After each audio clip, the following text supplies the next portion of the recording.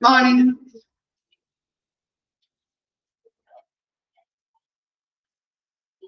Morning.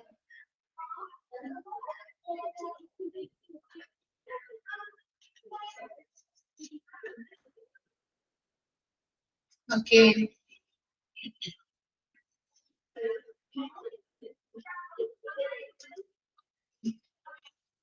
Start ചെയ്യാം. നമ്മൾ കഴിഞ്ഞ ക്ലാസ്സിലെടുത്ത് നിർത്തിയത് ഫിഷിംഗ് അതുപോലെ തന്നെ ഐഡന്റിറ്റി വരെയാണ് നമ്മൾ പറഞ്ഞു നിർത്തിയത് അല്ലേ? ഓക്കെ.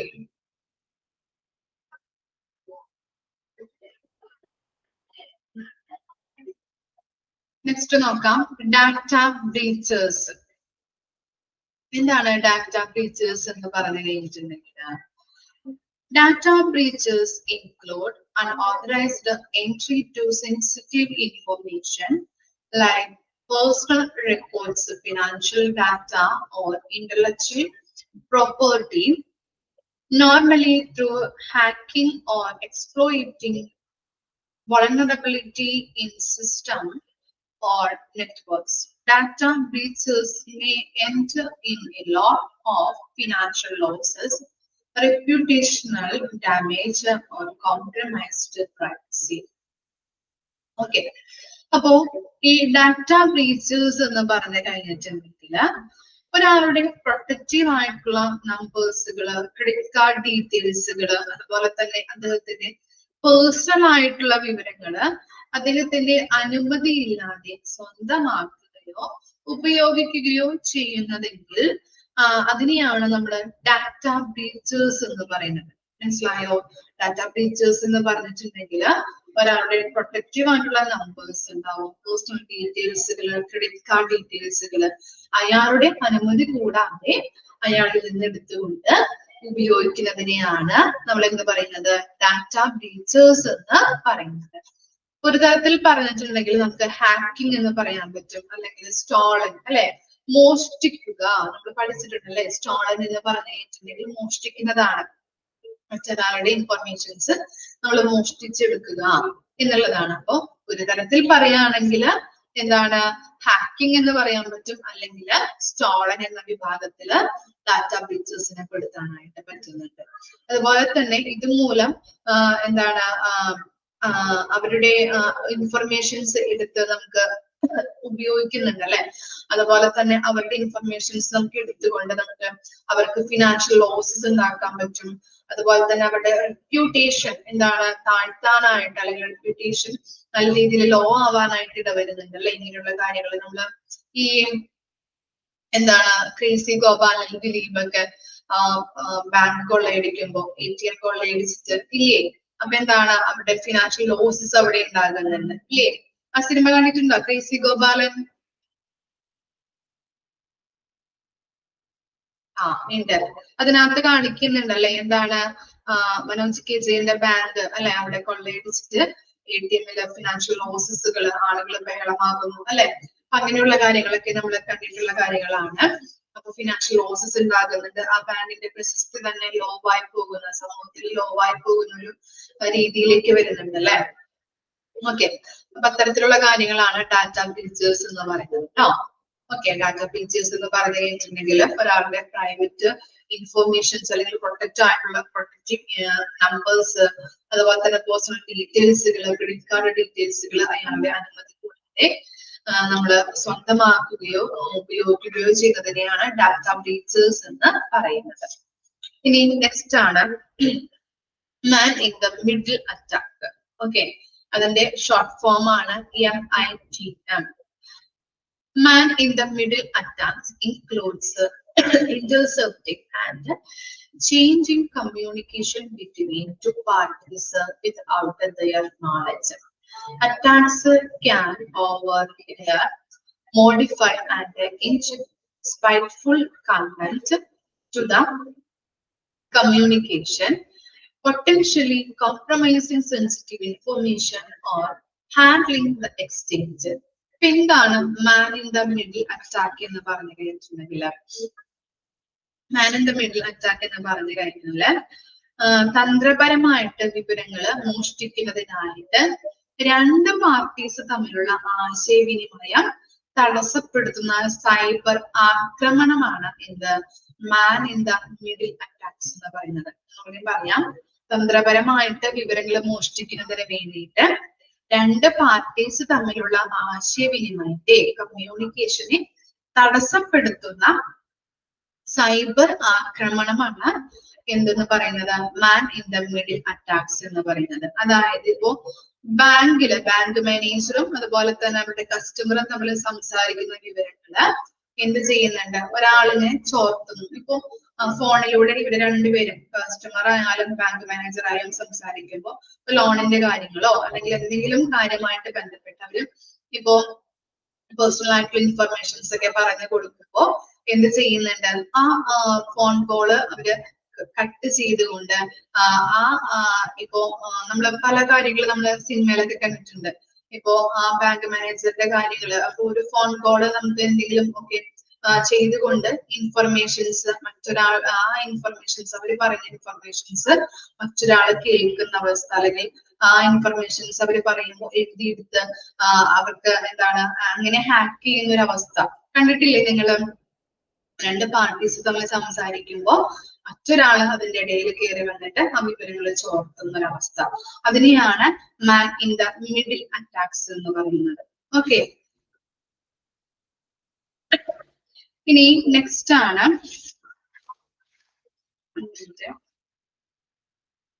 ഓക്കെ നെക്സ്റ്റ് ആണ് എന്ത് പാസ്വേഡ് അറ്റാക്ക്. ഓക്കെ, നെക്സ്റ്റ് ആണ് പാസ്വേഡ് അറ്റാക്ക്. നോക്കാം. Password attacks aim to attain unauthorized entry into account by cracking or bypassing password security. Common techniques consist of brute force attack, dictionary attacks, and credential stuffing, where attackers use stolen or leaked password from other sources to attain unauthorized access. അപ്പൊ എന്താണ് password attack എന്ന് പറഞ്ഞാല്? Password security track ചെയ്യുകയോ മറികടക്കുകയോ ചെയ്തുകൊണ്ട് അനധികൃത access നേടാനുള്ള ശ്രമങ്ങളെയാണ് password attack എന്ന് പറയുന്നത്. പാസ്വേഡ് സെക്യൂരിറ്റി ട്രാക്ക് ചെയ്യുകയോ മറികടക്കുകയോ ചെയ്തുകൊണ്ട് അനധികൃത ആക്സസ് നേടാനായിട്ടുള്ള ശ്രമങ്ങളാണ് ഇത് പാസ്വേഡ് അറ്റാക്ക് എന്ന് പറയുന്നത്. ഇത് 3 രീതിയിലാണ് അവിടെ കൊടുത്തിരിക്കുന്നത് അല്ലെ. ബ്രൂട്ട് ഫോഴ്സ് അറ്റാക്സ് ഉണ്ട്, ഡിക്ഷണറി അറ്റാക്സ്, ക്രെഡൻഷ്യൽ സ്റ്റഫിങ്, ഇങ്ങനെ 3 കാര്യങ്ങൾ 3 രീതിയിലൂടെയാണ് ഇങ്ങനെയുള്ള അറ്റാക്സ് നടത്തുന്നത്. ഓക്കെ, ബ്രൂട്ട് ഫോഴ്സ് അറ്റാക്ക് എന്ന് പറഞ്ഞു കഴിഞ്ഞിട്ടുണ്ടെങ്കിൽ ശരിയായത് കണ്ടെത്തുന്നത് വരെ സ്വമേധയ അല്ല എല്ലാ പാസ്വേഡുകളുടെയും കോമ്പിനേഷൻ ആവർത്തിച്ച് പരിശോധിക്കുക. നോക്കാം, ഒന്നുകൂടി പറയാം. ശരിയായത് കണ്ടെത്തുന്നത് വരെ സാധ്യമായ എല്ലാ പാസ്വേഡിന്റെയും കോമ്പിനേഷൻസും ആവർത്തിച്ച് പരിശോധിക്കുക. അതായത് എക്സാമ്പിളിലൂടെ പറഞ്ഞു തരാം. ഒരിക്കലും മറ്റുള്ളവർക്ക് നമ്മള് പാസ്വേഡുകളോ അല്ലെങ്കിൽ നമ്മളെ പേഴ്സണൽ ആയിട്ടുള്ള കാര്യങ്ങളോ ഒന്നും നമ്മൾ പറഞ്ഞു കൊടുക്കാറില്ല, ഇല്ലേ? ഓക്കെ, മറ്റൊരാൾക്ക് നമ്മൾ പറഞ്ഞു കൊടുക്കാറില്ല പാസ്വേഡിന്റെ കാര്യങ്ങളൊന്നും. അപ്പോ എന്റെ പാസ്വേഡ് ഇതാണെന്ന് പറഞ്ഞുകൊണ്ട് അയാളുടെ ഡീറ്റെയിൽസുകൾ, ഇപ്പൊ നമ്മളിപ്പോ പേരിന്റെ അക്ഷരങ്ങള് അല്ലെങ്കിൽ ഡേറ്റ് ഓഫ് ബർത്തിന്റെ ഡീറ്റെയിൽസുമായിട്ട് ബന്ധപ്പെട്ടിട്ടും അല്ലെങ്കിൽ ഇപ്പോ മറ്റു ഡീറ്റെയിൽസ് ആധാർ നമ്പറോ ഫോൺ നമ്പറോ അങ്ങനെയുള്ള ഡീറ്റെയിൽസുകൾ കണക്ട് ചെയ്തുകൊണ്ട് പാസ്വേഡ് ക്രിയേറ്റ് ചെയ്യാൻ നോക്കും. മനസ്സിലായോ? ചിലപ്പോ നമ്മള് ഇതാണ് അല്ലെങ്കിൽ എന്റെ പാസ്വേഡ് ഇതാണെന്ന് പറഞ്ഞുകൊണ്ട് അവരിങ്ങനെ കറക്റ്റ് ആക്കി നമ്മള് ഡേറ്റ് ഓഫ് ബർത്തോ അല്ലെങ്കിൽ ഫോൺ നമ്പേഴ്സോ അല്ലെങ്കിൽ നമ്മുടെ നെയിമിന്റെ ലെറ്റേഴ്സോ ഇതൊക്കെ നമ്മൾ കണക്ട് ചെയ്തുകൊണ്ട് പാസ്വേഡ് ഉണ്ടാക്കാനായിട്ട് നോക്കും. ചിലപ്പോൾ ശരിയായി കിട്ടിക്കഴിഞ്ഞിട്ടുണ്ടെങ്കിൽ നമുക്ക് കയറാൻ പറ്റും അല്ലെ, അത് ഓപ്പൺ ആക്കിയിട്ട് കയറാൻ പറ്റും. ഓക്കെ, അതിന് വേണ്ടിയിട്ടാണ് അപ്പൊ അങ്ങനെ ചെയ്യുന്നത്. അതിനെയാണ് ബ്രൂട്ട് ഫോഴ്സ് അറ്റാക്ക് എന്ന് പറയുന്നത്. ശരിയായത് കണ്ടെത്തുന്നത് വരെ സ്വമേധയ അല്ലെ, സ്വയം എന്ത് ചെയ്യുന്നുണ്ട്, എല്ലാ പാസ്വേഡിന്റെയും കോമ്പിനേഷൻ ആവർത്തിച്ച് പരിശോധിക്കുന്നതിനെയാണ് ബ്രൂട്ട് ഫോഴ്സ് അറ്റാക്ക് എന്ന് പറയുന്നത്. ക്ലിയർ ആയോ? ഇനി നെക്സ്റ്റ് ആണ് ഡിക്ഷണറി അറ്റാക്സ്. ഡിക്ഷണറി അറ്റാക്സ് എന്ന് പറഞ്ഞു കഴിഞ്ഞാല് ശരിയായ പാസ്വേഡ് ഊഹിക്കാൻ പൊതുവായ വാക്കുകളും പാസ്വേഡുകളുടെ ലിസ്റ്റുകളും എടുക്കുന്നു. ശരിയായ പാസ്വേഡ് ഊഹിക്കാൻ പൊതുവായ വാക്കുകളും പാസ്വേഡുകളുടെ ലിസ്റ്റുകളും എടുക്കുന്നു. അതിനെയാണ് ഡിക്ഷണറി അറ്റാക്സ് എന്ന് പറയുന്നത്. അതായത് ശരിയായ പാസ്വേഡ്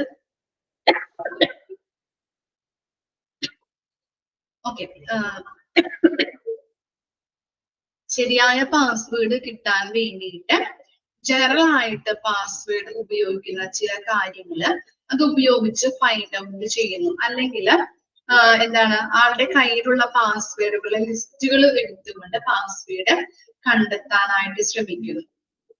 ഓക്കെ, ജനറൽ ആയിട്ടുള്ള കാര്യങ്ങൾ ഇപ്പോ നമ്മൾ ചിലപ്പോ നെയിം ആവാം, ചിലപ്പോ ഫോൺ നമ്പർ ആവാം, അല്ലെങ്കിൽ വീട്ടിലാരെങ്കിലും പേരാവാം, അല്ലെ? അപ്പൊ അങ്ങനെയുള്ള കാര്യങ്ങൾ നമ്മുടെ കാര്യങ്ങളൊക്കെ നോക്കിക്കൊണ്ട് ചിലപ്പോ നമ്മുടെ എന്താ ഡേറ്റ് ഓഫ് ബർത്തിന്റെ കാര്യങ്ങൾ ഇതൊക്കെ നമ്മൾ കണക്ട് ചെയ്തുകൊണ്ട് എന്ത് ചെയ്യുന്നുണ്ട്, അതാണ് അവിടെ പറയുന്നത്. ജനറൽ ആയിട്ട് നമ്മൾ പാസ്വേഡ് ഉപയോഗിക്കുന്ന ആ പാസ്വേഡിന് ഉപയോഗിക്കുന്ന കാര്യങ്ങൾ നോക്കിയിട്ട് അത് ഫൈൻഡ് ഔട്ട് ചെയ്യാൻ ശ്രമിക്കുന്നു.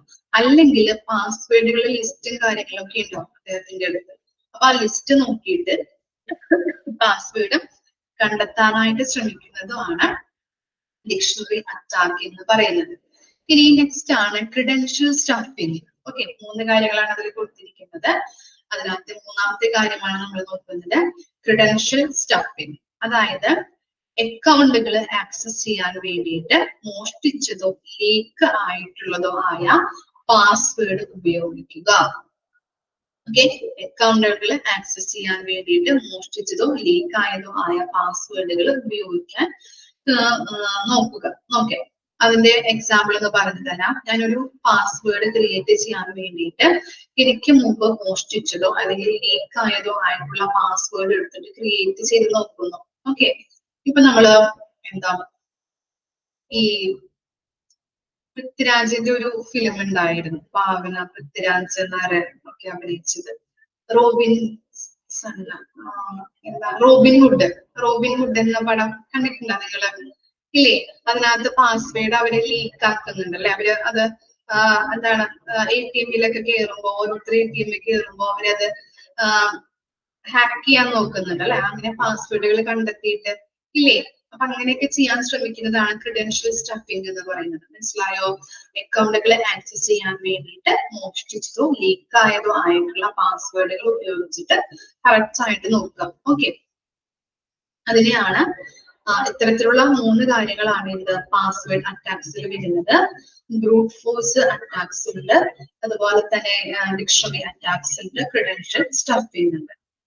ഇനി നെക്സ്റ്റ് ആണ് ഇൻസൈഡർ ത്രെഡ്സ്. നോക്കാം. Insider threats means risk posed by individuals within an organization who have authorized entry into system or sensitive data.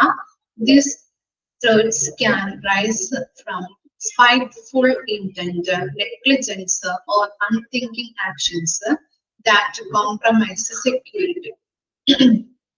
അപ്പോ ഇൻസൈഡർ ത്രെഡ്സ് എന്ന് പറഞ്ഞിട്ടുണ്ടെങ്കിൽ ഒരു സ്ഥാപനത്തിലെ ഓതറൈസ്ഡ് ആയിട്ടുള്ള വ്യക്തികള് സ്ഥാപനത്തിലെ സെൻസിറ്റീവ് ആയിട്ടുള്ള ഡാറ്റയിലേക്കോ സെൻസിറ്റീവ് ആയിട്ടുള്ള ഇൻഫർമേഷനെയോ അറ്റാക്ക് ചെയ്യുന്നത് അല്ലെങ്കിൽ അൺഓതറൈസ്ഡ് ആയിട്ട് എൻട്രി നടത്തുന്നതിനെയാണ് ഇൻസൈഡർ ത്രെഡ്സ് എന്ന് പറയുന്നത്. ഒന്നുകൂടിയും പറയാം.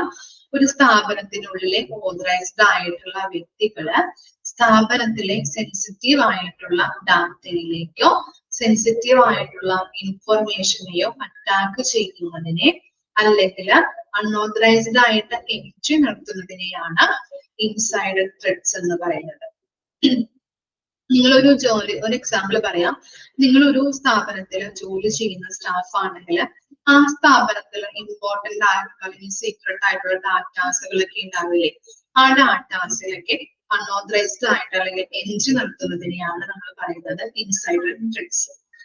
ചുരുക്കി പറഞ്ഞിട്ടുണ്ടെങ്കിൽ അല്ലെങ്കിൽ സിമ്പിൾ ആയിട്ട് പറയുകയാണെങ്കിൽ നമ്മൾ ഈ സ്ഥാപനത്തിനെതിരായിട്ട് നമ്മൾ ചാരപ്പണി നടത്തുക എന്ന് പറയില്ലേ? നമ്മളുടെ സീക്രട്ട് ആയിട്ടുള്ള കാര്യങ്ങൾ, നമ്മുടെ ഓർഗനൈസേഷനിലെ സീക്രട്ട് ആയിട്ടുള്ള കാര്യങ്ങൾ മറ്റു ആളുകൾക്ക് നമ്മൾ പകർത്തി അല്ലെങ്കിൽ എന്താണ് ചാരപ്പണി ചെയ്ത് കൊടുക്കുന്നത് അല്ലെ. പല സിനിമാസിലും പല ഫിലിംസിലൊക്കെ നമ്മൾ കണ്ടിട്ടുണ്ട് അല്ലെ. നമ്മുടെ കമ്പനിയിലെ എല്ലാ രഹസ്യങ്ങളും മറ്റാളുകൾക്ക് ഫയലായാലും CV അങ്ങനെയുള്ള കാര്യങ്ങളൊക്കെ ഉണ്ടാവും അല്ലെ. നമ്മള് കുറെ കാര്യങ്ങൾ നമ്മൾ സീക്രട്ട് ആയിട്ട് വെച്ചിരിക്കുന്നത്, അതെ സ്പൈ വർക്ക് എന്ന് പറയാൻ പറ്റും. അപ്പൊ മറ്റുള്ളവർക്കായിട്ട് നമ്മൾ സ്പൈ വർക്ക് ചെയ്ത് കൊടുക്കുക എന്നൊക്കെ പറയാറില്ലേ, അത് തന്നെയാണ് ഇത് ഇൻസൈഡ് ത്രെഡ്സ് എന്ന് പറയുന്നത്. അത് 3 രീതിയിൽ നടക്കുന്നുണ്ട്. നോക്കാം. സ്പൈറ്റ്ഫുൾ ഇന്റന്റ് ഉണ്ട്, നെഗ്ലിജൻസ് ഉണ്ട്, അൺതിങ്കിങ് ആക്ഷൻസ് ഉണ്ട്. അപ്പൊ എന്താണ് ഓരോന്നും എന്നുള്ളത് നമുക്ക് നോക്കാം. ഫസ്റ്റ് എന്താണ് സ്പൈറ്റ്ഫുൾ ഇന്റന്റ്? അതായത് മനഃപൂർവമായിട്ട് ഉള്ള ഒരു ഉദ്ദേശം. എന്താണ് ആ സ്ഥാപനത്തിൽ നശിപ്പിക്കണം എന്ന് വിചാരിച്ചുകൊണ്ട് മനഃപൂർവമായിട്ട് ബോധപൂർവമായിട്ട് ഡാറ്റയിൽ എൻട്രി നടത്തുന്നതിനെയാണ് എന്ന് പറയുന്നത് സ്പൈറ്റ്ഫുൾ ഇന്റന്റ് എന്ന് പറയുന്നത്. ഓക്കെ, ആ സ്ഥാപനത്തിൽ നശിപ്പിക്കണം അല്ലെങ്കിൽ ആ സ്ഥാപനത്തിൽ തകർക്കണം എന്ന് വിചാരിച്ചുകൊണ്ട് ബോധപൂർവമായിട്ട് ഡാറ്റയിലേക്ക് എൻട്രി നടത്തുന്നതിനെയാണ് സ്പൈറ്റ്ഫുൾ ഇന്റന്റ് എന്ന് പറയുന്നത്. ഇനി നെഗ്ലിജൻസ് എന്താണെന്ന് നോക്കിയേ.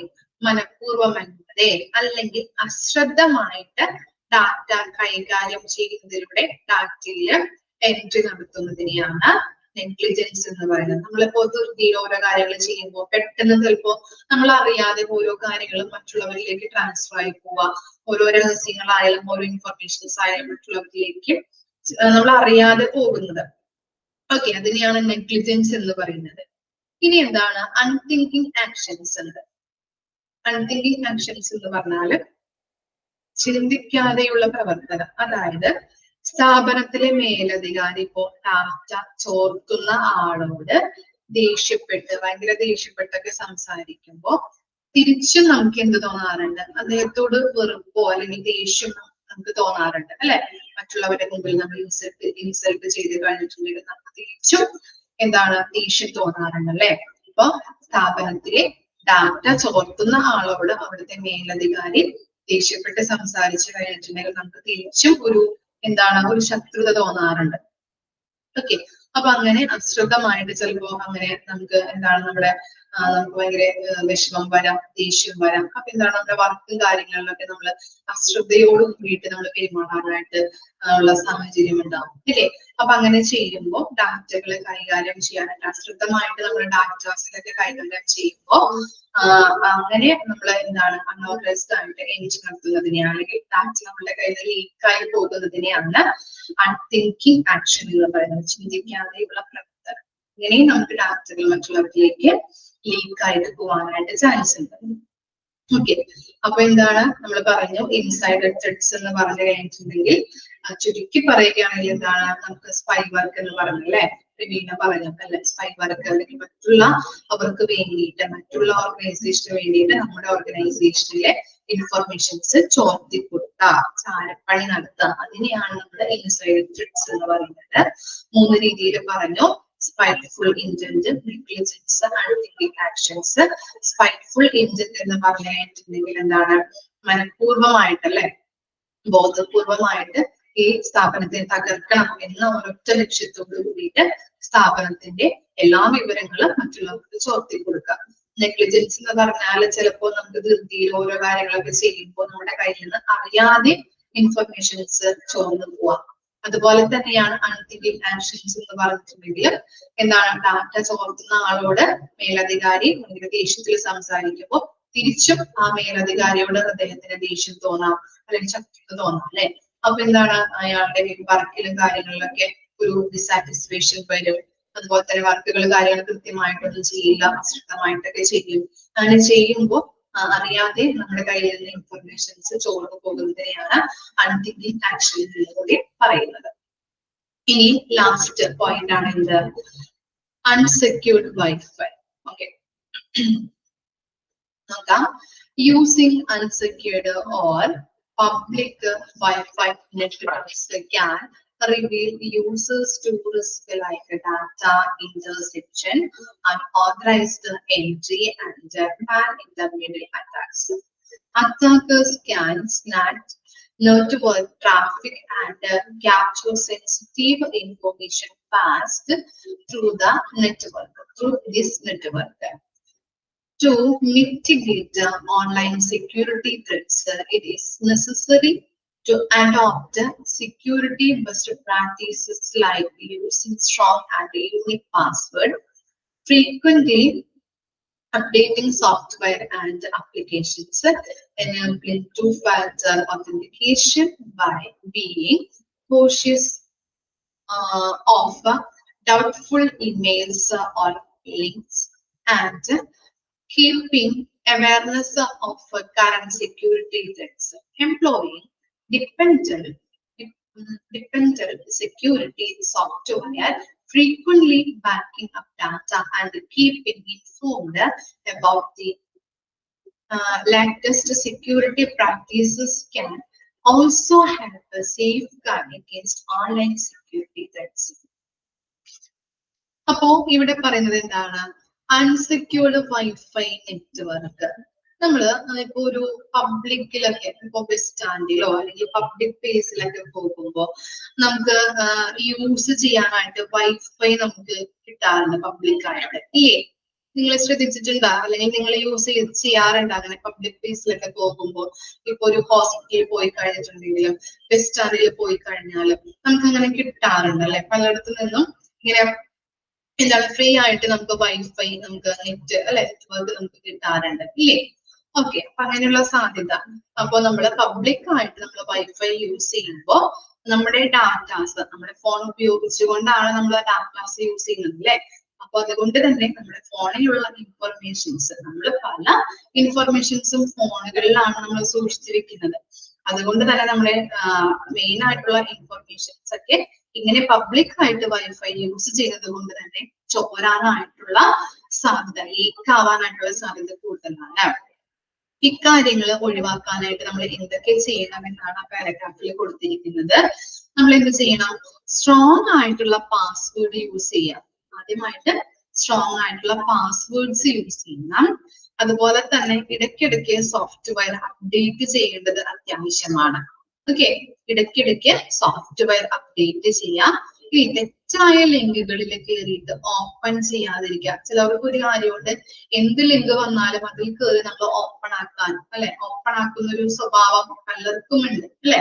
അപ്പൊ എന്താണ്, അത് അറിയാതെ അവര് ഓരോ കാര്യങ്ങളും ചെയ്യുന്നതാണ്. അപ്പൊ അതാണ് തെറ്റായ ലിങ്ക് എന്തെങ്കിലും സംശയാസ്പദമായിട്ടൊക്കെ വന്നു കഴിഞ്ഞിട്ടുണ്ടെങ്കിൽ നമ്മൾ അത് കയറി ഓപ്പൺ ആക്കാതിരിക്കുക. തെറ്റായിട്ടുള്ള ലിങ്കുകളിൽ കയറിയിട്ട് ഓപ്പൺ ആക്കാതിരിക്കുക. ഇനി ഈ സുരക്ഷാ ഭീഷണിയെ കുറിച്ചിട്ട് കൃത്യമായിട്ടുള്ള അവയർനെസ് നമുക്ക് കിട്ടണം, അല്ലെ? കൃത്യമായിട്ടുള്ള അവയർനെസ് എല്ലാ ജനങ്ങൾക്കും നമ്മൾ പ്രൊവൈഡ് ചെയ്യേണ്ടത് അത്യാവശ്യമാണ്. അങ്ങനെയുള്ള കാര്യങ്ങളൊക്കെ ഉണ്ടായിട്ടുണ്ടെങ്കിൽ നമുക്ക് എന്താണ്, കറക്റ്റ് ആയിട്ട് നമ്മുടെ ഇൻഫർമേഷൻസ് ഒക്കെ ലീക്ക് ആവാനായിട്ട് സാധ്യത കുറവാണ്. ഒന്നാമതായിട്ട് ചെയ്യേണ്ടത് സ്ട്രോങ് പാസ്വേഡ് ഉപയോഗിക്കാം. അതുപോലെ തന്നെ ഇടയ്ക്കിടയ്ക്ക് സോഫ്റ്റ്വെയർസ് അപ്ഡേറ്റ് ചെയ്യാം. തെറ്റായിട്ടുള്ള ലിങ്കുകളിൽ ഒന്നും വന്നിട്ടുണ്ടെങ്കിൽ അതിലൊന്നും കയറി ഓപ്പൺ ആക്കാതിരിക്കാം. അതുപോലെ തന്നെ ഈ സുരക്ഷാ ഭീഷണിയെ കുറിച്ചിട്ട് നമുക്ക് അവയർനെസ് കിട്ടുക എന്നുള്ളതും അത്യാവശ്യമായിട്ടുള്ള കാര്യമാണ്. ഓക്കെ, ക്ലിയർ ആയോ? ഇത്രയും കാര്യങ്ങളാണ് നമ്മുടെ കമ്പ്യൂട്ടറിൽ ഉള്ളത്. ലാസ്റ്റ് പോയിന്റ് ആണ് നമ്മൾ പറഞ്ഞത്. ഇതോടുകൂടി നമ്മുടെ ചാപ്റ്റർ കംപ്ലീറ്റ് ആയിട്ടുണ്ട്. വായിച്ചു നോക്കിയേ.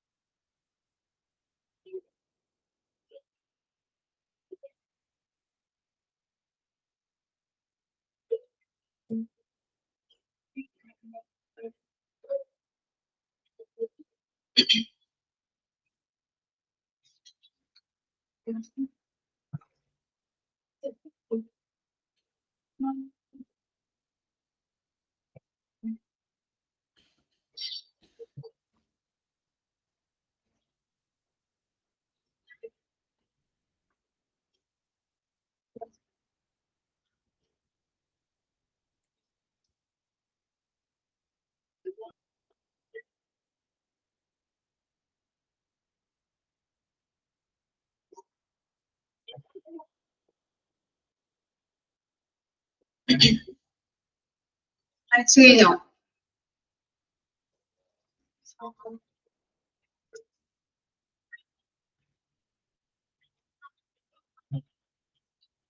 ഓക്കെ,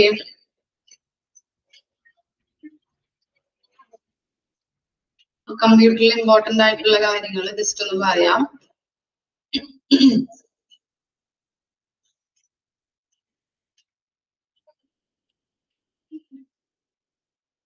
കമ്പ്യൂട്ടറിന്റെ പാർട്സ് നോക്കാം, അതുപോലെ ബ്രെയിൻ ഓഫ് ദി കമ്പ്യൂട്ടർ എന്താണെന്നുള്ളത് പഠിച്ചു വെക്കാം, അതിന്റെ CPU-ന്റെ ഫുൾ ഫോം പഠിച്ചു വെക്കണം, ഫണ്ടമെന്റൽസ് ഓർത്ത് വെക്കാം ഏതൊക്കെയാണെന്നുള്ളത്, അതുപോലെ മൈക്രോസോഫ്റ്റ് വേർഡ് എന്തിനാണ് യൂസ് ചെയ്യുന്നത് അതിന്റെ ഫീച്ചേഴ്സ് ഓർത്ത് വെക്കാം.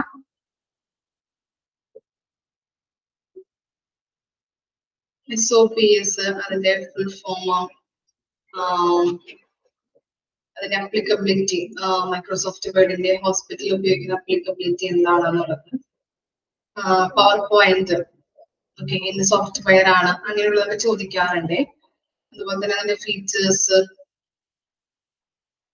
അപ്ലിക്കബിലിറ്റി നോക്കാം, എക്സൽ എന്ത് സോഫ്റ്റ്വെയർ ആണെന്നുള്ളത് അതിന്റെ ഫീച്ചേഴ്സ് നോക്കാം. അതുപോലെ തന്നെ NPV IRR ഒക്കെ ചോദിക്കാറുണ്ട്, അതും കൂടി ഒന്ന് ഓർത്ത് വെക്കാം. അപ്ലിക്കബിലിറ്റി നോക്കാം, പോയിന്റ്സ് ഒന്ന് ഓർത്ത് വെക്കാം കേട്ടോ. ഇന്റർനെറ്റ് അതിന്റെ എന്താണ് ഡിഫറെന്റ് ഇമ്പോർട്ടന്റ് ആസ്പെക്റ്റുകൾ ഏതൊക്കെയാണെന്നുള്ളത്, വെബ് ബ്രൗസേഴ്സ് ഒന്ന് വായിച്ചു പോവാം. ഇനി ഇമ്പോർട്ടന്റ് ആയിട്ടുള്ളതാണ് ഓൺലൈൻ സെക്യൂരിറ്റി, മാൾവെയർസ് ഏതൊക്കെയാണ്, അതുപോലെ ബാക്കിയുള്ള എല്ലാതും ഫിഷിംഗ് ആയാലും ഐഡന്റിറ്റി തെഫ്റ്റ് ആയാലും ഡാറ്റ ബ്രീച്ചേഴ്സ്, അതുപോലെ തന്നെ IMITM അതിന്റെ ഫുൾ ഫോം ചോദിക്കാറുണ്ട്. Password attacks, inside threats, unsecured wifi networks, ഇതൊക്കെ ഒന്ന് വായിച്ചു വെക്കാം കേട്ടോ. ഓക്കെ, ഇനി നമ്മൾ എടുക്കുന്നത് മൊഡ്യൂൾ 4-ലെ 5th ചാപ്റ്റർ ആണ് കേട്ടോ. ഏതാ 5th chapter? Centralised medical gas system.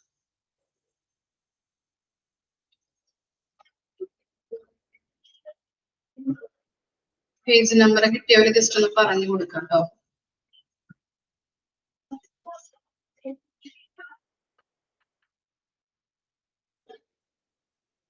33.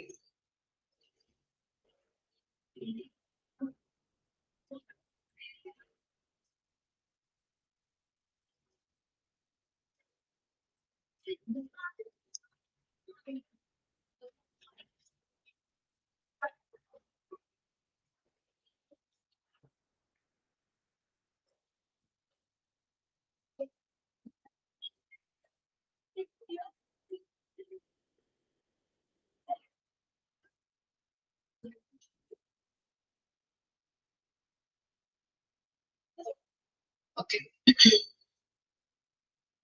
5th chapter ആണ് centralised medical gas system. Okay, പേര് കേൾക്കുമ്പോൾ തന്നെ എന്താണ് മെഡിക്കൽ ഗ്യാസ് സിസ്റ്റം അല്ലെ? നിങ്ങൾ ഹോസ്പിറ്റലിലൊക്കെ ചെല്ലുമ്പോൾ മെഡിക്കൽ ഗ്യാസ് സിസ്റ്റം ഒക്കെ കണ്ടിട്ടുണ്ടോ? നിങ്ങൾ ഹോസ്പിറ്റലുകളിൽ മെഡിക്കൽ ഗ്യാസ് സിസ്റ്റം ഒക്കെ യൂസ് ചെയ്യാറുണ്ട്. ഓക്കെ, നിങ്ങൾ കണ്ടിട്ടുണ്ടാവുമല്ലോ. ഇപ്പൊ ഹോസ്പിറ്റലിൽ ചെന്നാല് നമ്മള് ഇവിടെ കണ്ടോ, ഇവിടെ കൊടുത്തിരിക്കുന്ന പിക്ചർ കണ്ടില്ലേ? കണ്ടോ, ഒരിപ്പോ വാർഡിലായാലും അതുപോലെ തന്നെ ഒരു റൂംസിലായാലും പേഷ്യൻസിന് പെട്ടെന്ന് ഇപ്പോ ഓക്സിജന്റെ അളവ് കുറഞ്ഞു പോയിട്ടുണ്ടെങ്കിൽ, അല്ലെങ്കിൽ എന്താണ് അങ്ങനെയുള്ള കാര്യങ്ങളൊക്കെ കുറഞ്ഞു പോയിട്ടുണ്ടെങ്കിൽ പെട്ടെന്ന് ഇക്വിപ്മെന്റുകൾ കണക്ട് ചെയ്തിട്ട് നമ്മൾ കൊടുക്കാറുണ്ട് ഇല്ലേ? പഴയ ഹോസ്പിറ്റലൊക്കെ ആണെങ്കിൽ ഓക്സിജൻ സിലിണ്ടേഴ്സ് ഒക്കെ കാണാൻ പറ്റും ഇല്ലേ? ഇങ്ങനെ ഭയങ്കര ഇതില് ഓക്സിജൻ സിലിണ്ടേഴ്സ് വലിയ രീതിയിലൊക്കെ സിലിണ്ടേഴ്സ് ഇരിക്കുന്നത് കണ്ടിട്ടുണ്ടോ നിങ്ങള്? ഒരു ബ്ലാക്ക് കളറിലൊക്കെ. പഴയ കാലത്തുള്ള ഹോസ്പിറ്റലൊക്കെ ആണെങ്കിൽ ഇപ്പോഴും ഉണ്ട് കേട്ടോ അങ്ങനെയുള്ള ഹോസ്പിറ്റല്. അധികം അത്ര കണ്ട് പുരോഗമിച്ചിട്ടില്ലാത്ത ഹോസ്പിറ്റലൊക്കെ. എന്റെ മദറിലോനെ ഹോസ്പിറ്റലിൽ കൊണ്ടുപോയപ്പോ ആദ്യം BC ഹോസ്പിറ്റലാണ് കാണിച്ചത്. അപ്പൊ അവിടെ നിന്ന് ഞങ്ങൾക്ക് ട്രാവൽ ചെയ്യേണ്ട ബുദ്ധിമുട്ടൊക്കെ വന്നപ്പോ ഞങ്ങളുടെ വീടിന്റെ അടുത്ത് കൊടുങ്ങല്ലൂരുള്ള മെഡിക്കെയർ എന്ന് പറഞ്ഞ ഹോസ്പിറ്റലിൽ കാണിച്ചു. അപ്പൊ ആ ലിസിയിലെ മരുന്ന് തന്നെയാണ് കണ്ടിന്യൂ ചെയ്യേണ്ടത്. അപ്പൊ ട്രാവലിങ്ങും കാര്യങ്ങളും പിന്നെ നിൽക്കാൻ ആളില്ല, അതിന്റെയൊക്കെ ബുദ്ധിമുട്ട് കാരണം ഞങ്ങൾ അങ്ങനെ അവിടേക്ക് മാറ്റിയതാണ്. അപ്പോ ലിസിനെ സംബന്ധിച്ചിടത്തോളം നല്ല രീതിയിൽ super speciality multi speciality hospital ആണല്ലേ.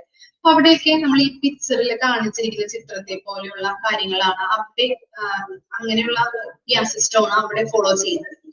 അതുപോലെ തന്നെ നമ്മൾ മെഡിക്കെയറിൽ വന്നപ്പോഴും ഇങ്ങനെയുള്ളതല്ല. അവര് പണ്ട് മുതലുള്ള ഹോസ്പിറ്റൽ ആയതുകൊണ്ട് തന്നെ അത്ര കണ്ട് പുരോഗമിച്ചിട്ടൊന്നും ഇല്ലാത്ത ഹോസ്പിറ്റലാണ്. എന്നാലും ഡോക്ടേഴ്സും കാര്യങ്ങളും ഫെസിലിറ്റീസും ഒക്കെ ഉണ്ട്. പക്ഷെ അത്ര കണ്ട് അധികം ഒന്നോ രണ്ടോ നിലകളോ ഒക്കെ ഉള്ളൂ അവിടെ. അപ്പൊ അങ്ങനത്തെ ഹോസ്പിറ്റൽ ആയതുകൊണ്ട് തന്നെ അവിടെ എന്താണ് ഇങ്ങനെയുള്ള ഓക്സിജൻ സിലിണ്ടേഴ്സ് ആണ്. കണ്ടിട്ടില്ലേ നിങ്ങൾ? ഒത്തിരി വലുത് പൊക്കത്തിലൊക്കെ ഇരിക്കുന്നത് സിലിണ്ടേഴ്സ്. അപ്പൊ അങ്ങനെയുള്ള കാര്യങ്ങളാണ് ഓരോ റൂമിലും അവർ കൊണ്ട് വെച്ചിരിക്കുന്നത്. അങ്ങനെയാണ്. ഓക്കെ, അപ്പൊ അതേക്കുറിച്ചുള്ള കാര്യങ്ങളാണ് നമ്മൾ ഇവിടെ പഠിക്കുന്നത്. മെഡിക്കൽ ഗ്യാസ് സിസ്റ്റത്തിന്റെ കാര്യങ്ങളാണ് ഇവിടെ പഠിക്കുന്നത്. അപ്പൊ എന്താണ് റൂമിലും അതുപോലെ തന്നെ വാർഡുകളിലൊക്കെ നമ്മൾ കണ്ടിട്ടുണ്ടാവും ഇങ്ങനെയുള്ള നമ്മള് ഇവിടെ കൊടുത്തിരിക്കുന്ന പിക്ചർ പോലെയുള്ള കാര്യങ്ങൾ അവിടെ കണ്ടിട്ടുണ്ടാവും അല്ലെ? മെഡിക്കൽ ഗ്യാസ് സിസ്റ്റത്തിന്റെ കാര്യങ്ങളാണ് അവിടെ കൊടുത്തിരിക്കുന്നത്. ആ പിക്ചർ കണ്ടിട്ടില്ലേ നിങ്ങള്? കാണാത്തവരുണ്ടോ? ഓരോ വാർഡിലായാലും അതുപോലെ തന്നെ റൂമിലായാലും ഇങ്ങനെയുള്ള കാര്യങ്ങള് അവിടെ കാണിച്ചിരിക്കുന്നത് കൊടുത്തിരിക്കുന്നത് കണ്ടിട്ടുണ്ടാവും. ഓക്കെ, അപ്പോ പൈപ്പിംഗ് ലൈൻ സംവിധാനം വഴിയായിട്ടാണ് ഇങ്ങനെയുള്ള മെഡിക്കൽ ഗ്യാസ് ഓരോ പേഷ്യൻസിന് നമ്മൾ കൊടുക്കുന്നത്. ഓക്കെ, പൈപ്പ് ലൈൻ സംവിധാനം വഴി. ഇപ്പോ നിങ്ങളുടെ വീട്ടിലൊക്കെ നോക്കിക്കഴിഞ്ഞിട്ടുണ്ടെങ്കിൽ എന്താണ് പൈപ്പിംഗ് സംവിധാനത്തിലൂടെയാണ്, പൈപ്പ് ലൈൻ സംവിധാനത്തിലൂടെയാണ് വാട്ടർ കണക്ഷൻ വരുന്നത് അല്ലേ? ആണോ? എല്ലാവരുടെയും വീട്ടിലിപ്പോ കുളവും കിണറോ ഒന്നും ഉണ്ടാവില്ല. അപ്പൊ എന്താണ് വാട്ടർ കണക്ഷൻ എങ്ങനെയാണ്? പൈപ്പ് ലൈൻ സംവിധാനം വഴിയായിട്ടാണ് നമ്മള് വീട്ടിലേക്ക് വാട്ടർ കണക്ഷൻ എടുക്കുന്നത്. അതുപോലെ തന്നെയാണ് ഇവിടെയും പൈപ്പ് ലൈൻ സംവിധാനത്തിലൂടെയാണ് കണക്ഷൻ കൊടുത്തിരിക്കുന്നത്. ആ ചിത്രം നോക്കിയിട്ടൊന്ന് ജസ്റ്റ് ഒന്ന് അവയർനെസ് തരുന്നതാണ് ഈ ഇതിനെ കുറിച്ച്. ബാക്കി എന്നിട്ട് നമുക്ക് പഠിക്കാം കേട്ടോ, വായിച്ച് പഠിക്കാം. അപ്പോ എന്താണ് നമ്മൾ പറഞ്ഞിരിക്കുന്നത് പോലെ നമ്മളെ വീട്ടിലുള്ള അത് വെച്ചിട്ട് കണക്ട് ചെയ്ത് നോക്കാം കേട്ടോ.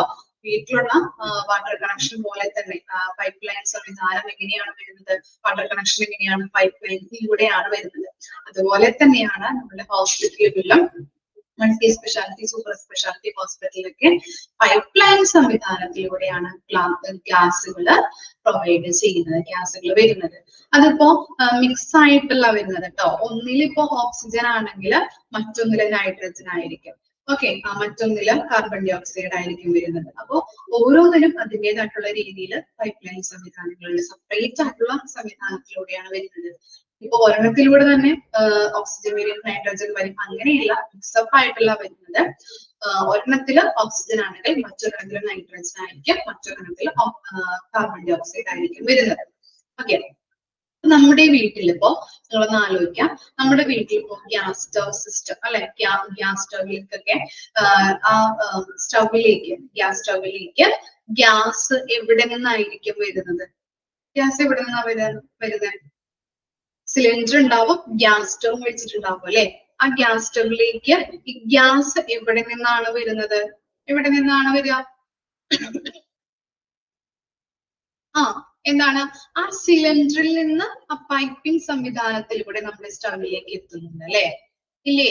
അതുപോലെ തന്നെ എന്താണ്, ഹോസ്പിറ്റലുകളിൽ ഇങ്ങനെ പ്രത്യേകമായിട്ട് ഗ്യാസ് വരണമെങ്കിൽ ഇവിടെയും എന്താണ്, ഇങ്ങനെയുള്ള പ്രത്യേകം ഒരു ഇടങ്ങൾ ഉണ്ടായിരിക്കും. ഓക്കെ, ഒരു സോഴ്സസ് അല്ലെങ്കിൽ ഒരു റൂമില് ഇങ്ങനെയുള്ള സിലിണ്ടേഴ്സ് വെച്ചിട്ടായിരിക്കും ഒരു സെറ്റ് ഓഫ് 4 അല്ലെങ്കിൽ 6 സെറ്റ് ഓഫ് സിലിണ്ടേഴ്സ് അടങ്ങുന്ന ഒരു സംവിധാനം ഉണ്ടാവും. അതിലൂടെയാണ് നമ്മുടെ എന്തിലേക്ക്, ഇപ്പൊ വാർഡിലേക്ക് ആയാലും അതുപോലെ തന്നെ റൂമിലേക്കായാലും ഈ പൈപ്പ് ലൈൻ സംവിധാനത്തിലൂടെ ഓരോ രോഗികൾക്കും ആവശ്യമായിട്ട് എന്താണോ, ഓക്സിജൻ ആയിരിക്കാം, അല്ലെങ്കിൽ കാർബൺ ഡൈ ഓക്സൈഡ് ആയിരിക്കാം, അല്ലെങ്കിൽ നൈട്രജൻ ആയിരിക്കാം, അങ്ങനെ പൈപ്പ് ലൈൻ സംവിധാനത്തിലൂടെയാണ് ഓരോ സിലിണ്ടേഴ്സ് വഴിയാണ് വരുന്നത്. മനസ്സിലായോ കൺസെപ്റ്റ്?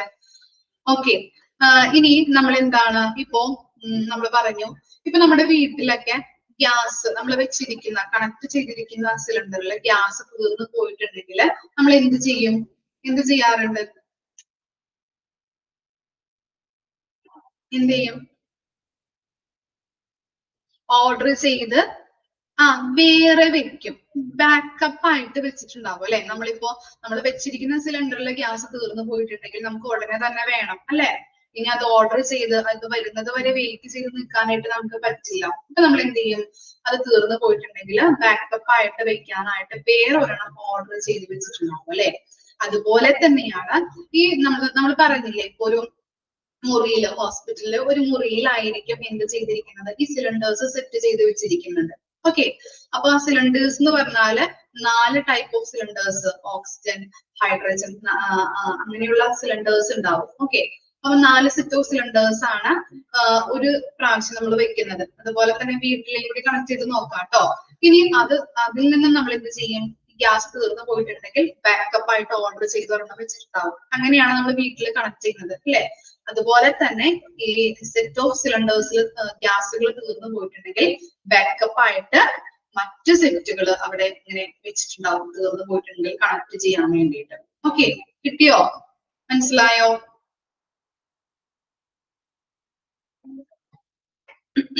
ഓക്കെ, അതുപോലെ തന്നെ എന്താണ്, നമ്മുടെ റൂമുകളില് സജ്ജീകരിച്ച് ഇങ്ങനെ വെച്ചിട്ടുണ്ടാവും എന്ന് പറഞ്ഞല്ലോ. അപ്പൊ നമ്മുടെ വീട്ടിലുള്ളത് പോലെ തന്നെ ഇവിടെയും ഗ്യാസിന് എന്തുണ്ടാവും? ഒരു റെഗുലേറ്റർ ഉണ്ടാവും. അതുപോലെ തന്നെ കൺട്രോളിംഗ് പാനൽസും നമ്മുടെ ഈ ഹോസ്പിറ്റലുമായിട്ട് ബന്ധപ്പെട്ട് അവിടെ ഉണ്ടാവും കേട്ടോ. മെഡിക്കൽ ഗ്യാസ് സംവിധാനത്തില് ഒരു റെഗുലേറ്റർ ഉണ്ടാവും. അതുപോലെ തന്നെ അത് കൺട്രോൾ ചെയ്യാനായിട്ടുള്ള കൺട്രോളിംഗ് പാനലും അവിടെ ഉണ്ടാവും. ഗ്യാസിനെ നിയന്ത്രിക്കാൻ വേണ്ടിയിട്ടാണ് ഇങ്ങനെ ഒരു കൺട്രോളിംഗ് പാനലുകള് വരുന്നത്. പിന്നെ ഇനി പല പൈപ്പുകളിലെ ഗ്യാസുകൾ കടത്തിവിടുന്നുണ്ട്. പല പൈപ്പുകളിലാണ്. ഇപ്പോ നമ്മൾ പറഞ്ഞു, മിക്സപ്പ് ആയിട്ടല്ല നമ്മൾ ചെയ്യുന്നത് അല്ലെ. ഓരോ പേഷ്യന്റിനും ആവശ്യമായിട്ടുള്ള, ചിലപ്പോ ഒരു പേഷ്യന്റിന് ഓക്സിജൻ ആവശ്യമായിട്ട് വരാം, ഒരു പേഷ്യന്റിന് കാർബൺ ഡൈ ഓക്സൈഡ് ആവശ്യമായിട്ട് വരാം, ഒരു പേഷ്യന്റ് നൈട്രജൻ ആവശ്യമായിട്ട് വരാം അല്ലെ. ഒരു പൈപ്പിംഗ് സംവിധാനത്തിലൂടെയല്ല, പല പല പൈപ്പുകളിലൂടെയാണ് ഗ്യാസുകൾ കടത്തിവിടുന്നത്. റൂമുകളിലേക്കും വാർഡിലേക്കും അങ്ങനെ എന്താണ് നമ്മള് ഗ്യാസുകൾ ഇങ്ങനെ പല പല പൈപ്പ് ലൈനിലൂടെയാണ് കടത്തിവിടുന്നത്. ഓക്കെ, ഇനി ഇത്ര മനസ്സിലായില്ലേ? ഇനി ഈ പിക്ചറിൽ ഒന്ന് നോക്കിയേ. ഈ പിക്ചർ കണ്ടോ? ഈ പിക്ചറിൽ കാണുന്നതാണ് ഔട്ട്ലെറ്റ്. ഔട്ട്ലെറ്റ് എന്ന് പറയുന്നത്. ഓക്കെ, ഔട്ട്ലെറ്റിലൂടെയാണ് നമ്മൾ ഇത് ചെയ്യുന്നത്.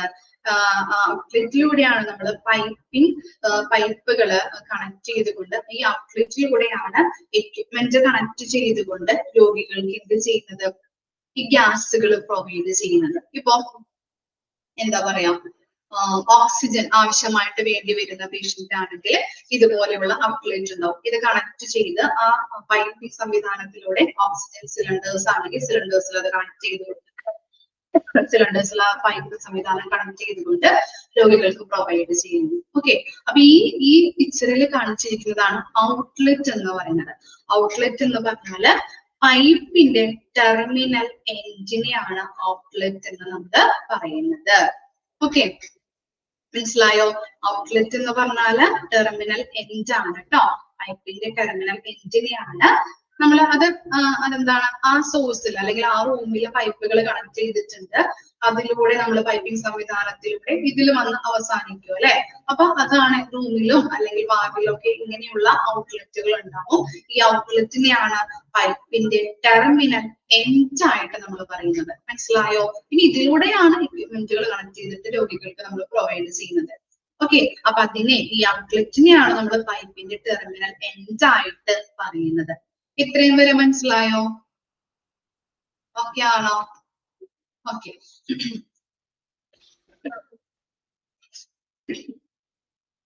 ഇനി നമുക്ക് ഇൻട്രൊഡക്ഷൻ നമുക്ക് വായിച്ചു നോക്കാം. ഈ കഥകളൊക്കെ മനസ്സിലായില്ലേ? ഏതൊക്കെയാണെന്നുള്ളത്?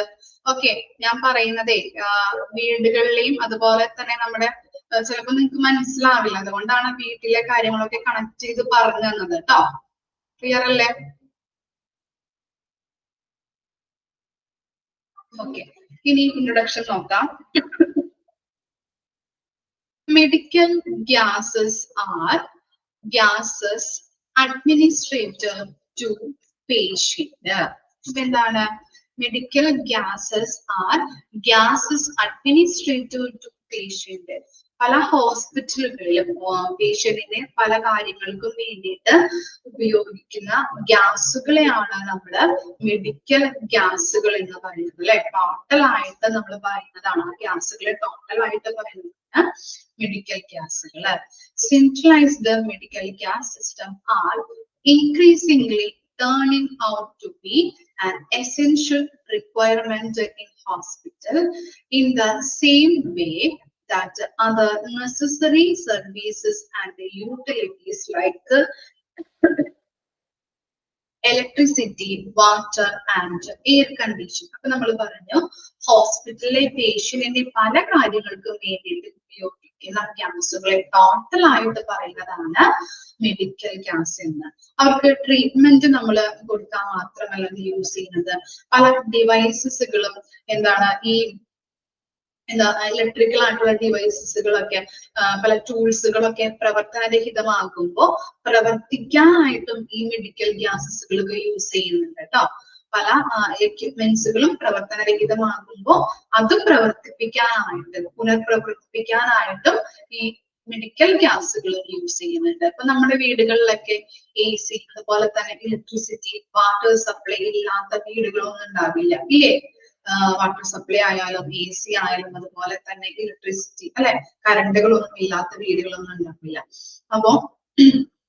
അപ്പൊ അതെല്ലാതും എന്താണ്, ഇലക്ട്രിസിറ്റി ആയാലും വാട്ടർ സപ്ലൈ ആയാലും നമ്മളുടെ വീട്ടില് അതൊരു അനിവാര്യമായിട്ടുള്ള സർവീസുകളായിട്ട് അല്ലെ, അത്യാവശ്യമായിട്ട് വേണ്ട കാര്യങ്ങളായിട്ട് മാറിക്കഴിഞ്ഞു അല്ലെ. അതുപോലെ തന്നെയാണ് ഹോസ്പിറ്റലുകളിലും എന്താണ് മെഡിക്കൽ ഗ്യാസ് സിസ്റ്റം എന്ന സംവിധാനം എന്താണ് ഒരു ഇമ്പോർട്ടന്റ് ആയിട്ടുള്ള കാര്യമാണെന്നാണ് പറയുന്നത്.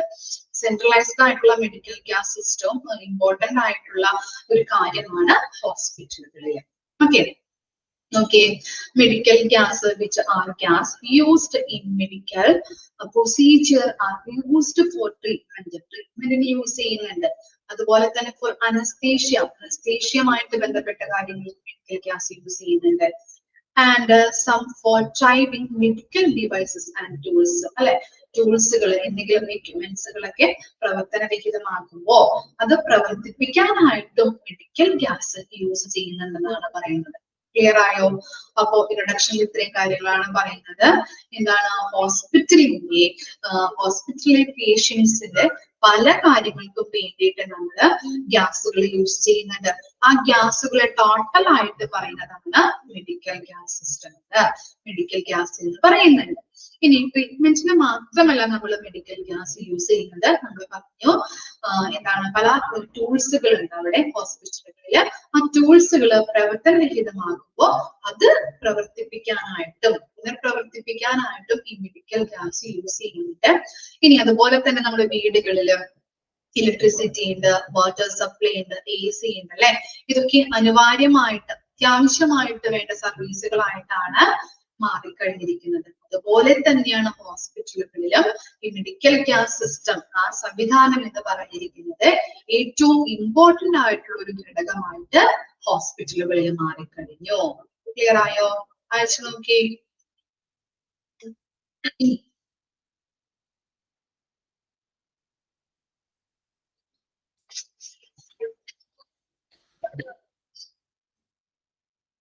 ക്ലിയർ അല്ലേ? ഇനി നെക്സ്റ്റ് നോക്കാം. Medical gas uses areas in hospitals. ഹോസ്പിറ്റലുകളിൽ മെഡിക്കൽ ഗ്യാസ് യൂസ് ചെയ്യുന്ന ഏരിയാസ് ഏതൊക്കെയാണെന്ന് നോക്കിയേ. The department that use medical gas in hospitals consist of room, recovery room. റൂംസുകളിൽ ഉപയോഗിക്കുന്നുണ്ട് റിക്കവറി റൂം അല്ലെ. അതുപോലെ തന്നെ ഡയഗ്നോസ്റ്റിക് പ്രൊസീജിയർ നടക്കുന്ന ആ റൂംസില്, ഇന്റർവെൻഷൻ ഏരിയാസ്, നമുക്കറിയാം ഇന്റർവെൻഷൻ എന്ന് പറഞ്ഞാൽ ചികിത്സ നടത്തുന്ന ഏരിയ കേട്ടോ. ഓക്കെ, അവിടെയും ഇത് യൂസ് ചെയ്യുന്നുണ്ട്. Obstetric and gynaecology wards, ICU, general wards. ഈ ഏരിയാസിലേക്കാണ് ഇത് യൂസ് ചെയ്യുന്നത്. കൂടുതലായിട്ട് മെഡിക്കൽ ഗ്യാസുകൾ യൂസ് ചെയ്യുന്നത്. ഒന്ന് അണ്ടർലൈൻ ചെയ്ത് വെക്കാം കേട്ടോ. Rooms, recovery rooms, diagnostic procedure, intervention area എന്ന് പറഞ്ഞാല് ചികിത്സ നടത്തുന്ന areas, obstetric and gynaecology wards, ICU, general വാർഡ്സിലേക്കാണ് മെഡിക്കൽ ഗ്യാസ് കൂടുതലായിട്ട് യൂസ് ചെയ്യുന്നത്. Equipment is connected to medical gas pipeline system via station outlet. ഇനി എക്യുപ്മെന്റ് എങ്ങനെയാ കണക്ട് ചെയ്യുന്നത്? ആ പൈപ്പ്ലൈൻ സംവിധാനത്തിലൂടെ, അതിന്റെ ഔട്ട്ലെറ്റിലൂടെയാണ്. നമ്മൾ പറഞ്ഞു അല്ലെ, ഔട്ട്ലെറ്റ് ടെർമിനൽ എൻഡ് ആണ് നമ്മൾ ഈ ചിത്രത്തിൽ കാണിച്ചിരിക്കുന്നത് അല്ലെ. ആ പൈപ്പ് ലൈനിന്റെ ടെർമിനൽ എൻഡ് ആണ്. അതിലൂടെ എക്യുപ്മെന്റുകൾ കണക്ട് ചെയ്തിട്ടാണ് പേഷ്യൻസിന് ഗ്യാസ് സിസ്റ്റം അല്ലെങ്കിൽ ഗ്യാസ് പ്രൊവൈഡ് ചെയ്ത് കൊടുക്കുന്നത്. ഓക്കെ, ക്ലിയർ ആയോ? ഇനി ലാസ്റ്റ് ഒരു പോയിന്റ് കൂടി ഉണ്ട്, അതുകൂടി പറഞ്ഞിട്ട് നമുക്ക് നിർത്താം കേട്ടോ. Medical gas system include vacuum system and waste anaesthetic gas disposal. അതിനെ പറയുന്ന വേറൊരു പേരാണ് anaesthetic gas scavenging system. Okay, underline ചെയ്ത് വെക്കാം. Waste gas anaesthetic gas disposal എന്ന് പറയുന്ന മറ്റൊരു പേരാണ് anaesthetic gas scavenging system. Okay, ഇനി വാക്വം സിസ്റ്റം എന്ന് പറഞ്ഞു കഴിഞ്ഞിട്ടുണ്ടെങ്കിൽ നമ്മൾ ഈ ബോഡി ഫ്ലൂയിഡ്സ് ഒക്കെ വാക്വം ചെയ്തെടുക്കുന്നത് കാണാറുണ്ട്. എക്സാമ്പിൾ പറയുകയാണെങ്കിൽ റൂട്ട് കനാലൊക്കെ ചെയ്യുമ്പോൾ നമ്മുടെ വായിൽ നിന്ന് വെള്ളവും കാര്യങ്ങളൊക്കെ വരും, ഫ്ലൂയിഡ്സ് വരും. അതൊക്കെ എന്ത് ചെയ്യും? വലിച്ചെടുക്കാറുണ്ട്. കണ്ടിട്ടുണ്ടോ നിങ്ങൾ? എക്സ്പീരിയൻസ് ഉള്ള ആളുകൾക്കൊക്കെ അറിയാൻ പറ്റും വാക്വം ചെയ്തെടുക്കുന്നത്. ഓക്കെ, അപ്പൊ അങ്ങനെ വാക്വം ചെയ്തെടുക്കും. അങ്ങനെ ഉപയോഗിക്കുന്ന സംവിധാനം, അപ്പൊ അതിലും മെഡിക്കൽ ഗ്യാസ് ഉപയോഗിക്കുന്നുണ്ടെന്നാണ് പറയുന്നത്.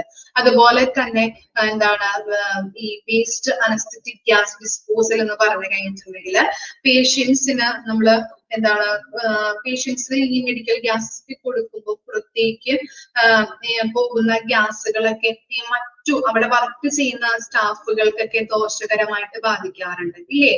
ഇപ്പൊ ഇങ്ങനെയുള്ള ഓക്സിജൻ ആയാലും കാർബൺ ഡൈ ഓക്സൈഡ് ആയാലും നൈട്രജൻ ആയാലും നമ്മൾ കൊടുക്കുമ്പോൾ അവിടെ വർക്ക് ചെയ്യുന്ന മറ്റു സ്റ്റാഫുകൾക്കും അത് എക്സ്പോഷർ ആവുന്നുണ്ട് അല്ലെ, അവരും സമ്പർക്കം പുലർത്തുന്നുണ്ടല്ലേ അതുമായിട്ട് ബന്ധപ്പെട്ട്. അപ്പൊ അവർക്കൊക്കെ എന്താണ് ദോഷകരമായിട്ട് അത് ബാധിക്കുന്നുണ്ട്. അപ്പൊ അതുകൊണ്ട് അത് തടയാൻ വേണ്ടിയിട്ട്, സ്റ്റാഫുകളെ എക്സ്പോഷർ ചെയ്യുന്നത് തടയാൻ വേണ്ടിയിട്ട് ഈ അനസ്തെറ്റിക് ഗ്യാസ് എന്ത് ചെയ്യുന്നുണ്ട്? പൈപ്പ് ലൈനിലൂടെ പുറന്തള്ളി ഡിസ്പോസൽ ചെയ്യുന്ന സംവിധാനവും ഈ മെഡിക്കൽ ഗ്യാസ് സിസ്റ്റത്തിൽ ഉണ്ടെന്നാണ് പറയുന്നത്. ഓക്കെ, മനസ്സിലായോ? അത് ജസ്റ്റ് ഒന്ന് വെറുതെ നിങ്ങൾക്ക് മനസ്സിലാവാൻ വേണ്ടി പറയുന്നതാണ്. ടെക്സ്റ്റ് ബുക്കിലില്ല, ടെക്സ്റ്റ് ബുക്കിൽ ഇത്രയും കാര്യങ്ങൾ പഠിച്ചാൽ മതി. മെഡിക്കൽ ഗ്യാസ് സിസ്റ്റം ഇൻക്ലൂഡ്സ് ഏതൊക്കെയാണ്? Vacuum system, waste anaesthetic gas disposal. Okay, waste anaesthetic gas disposal എന്ന് പറയുന്ന മറ്റൊരു പേരാണ് അനസ്തെറ്റിക് ഗ്യാസ് സ്കാവഞ്ചിങ് സിസ്റ്റം. ഇത്രയും പഠിച്ചാൽ മതി കേട്ടോ. നിങ്ങൾക്ക് മനസ്സിലാവാൻ വേണ്ടി മിസ് എടുത്ത് പറഞ്ഞതാണത്. ഓക്കെ, ഇത്ര വരെ ഒന്ന് വായിച്ചു നോക്കി. മാർക്ക് ചെയ്ത് വെക്കാം കേട്ടോ. ഞാൻ പറഞ്ഞിരിക്കുന്ന കാര്യങ്ങൾ മാർക്ക് ചെയ്ത് വെക്കാം.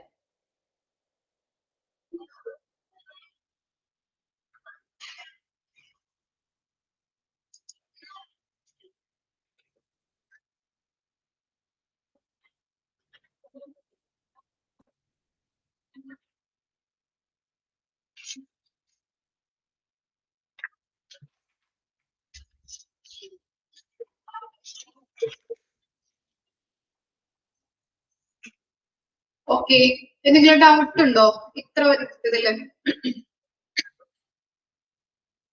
ക്ലിയർ ആണോ?